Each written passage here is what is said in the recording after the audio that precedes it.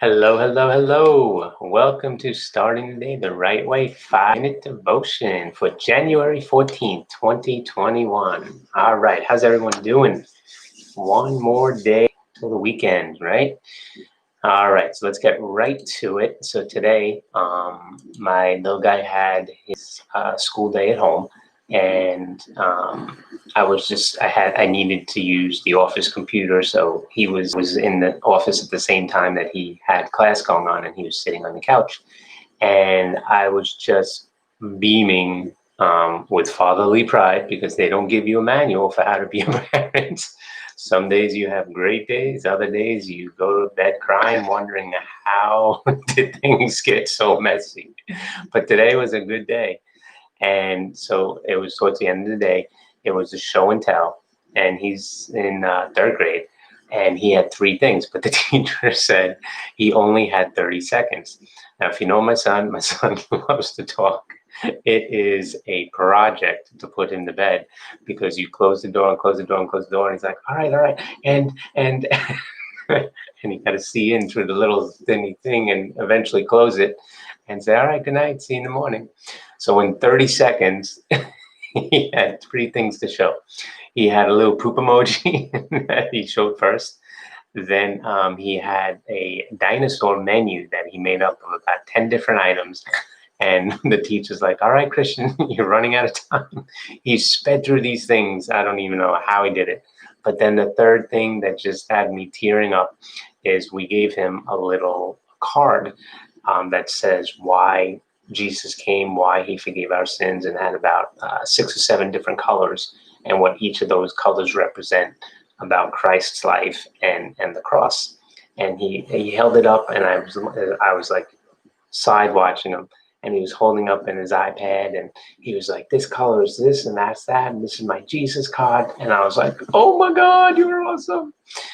But immediately it led me to this verse. All of that to get to this.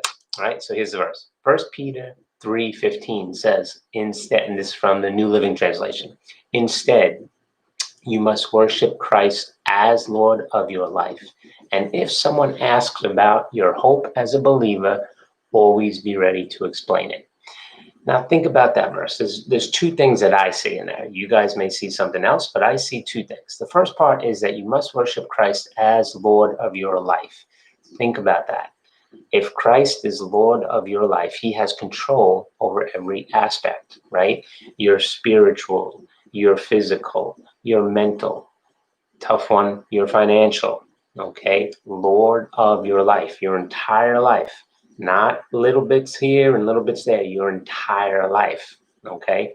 And if he has that and someone asks you about it, all you're gonna do is share your story, right? We put these big gates up in our mind, and we put these big walls up in our minds. Oh my gosh, what is somebody going to say? But we have no problem saying, listen, I got Super Bowl tickets and you don't have to pay for it. Do you want to go? Yeah, we're there, right? But are you willing to tell people about what God has done in your life? Me personally, there are times I've blown it, and there are times where I've hit a home run, right? But the times that I hit a home run, I'm like, why don't I do that more often, right? The times I blow it, I think, what was I so afraid of, right? We work these things up in our mind, what people are going to say. They're going to laugh. They're going to look at us weird. It doesn't matter, right? All you're doing is sharing the incredible work that God has done in your life. And you're letting people know that God is alive, God is well, God heals, God's a God of miracles. God is still living and breathing within us, and we are his hands and feet extended.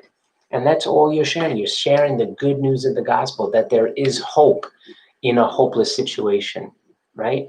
That there is an answer, that we don't have all the answers, but we know the one who does, right?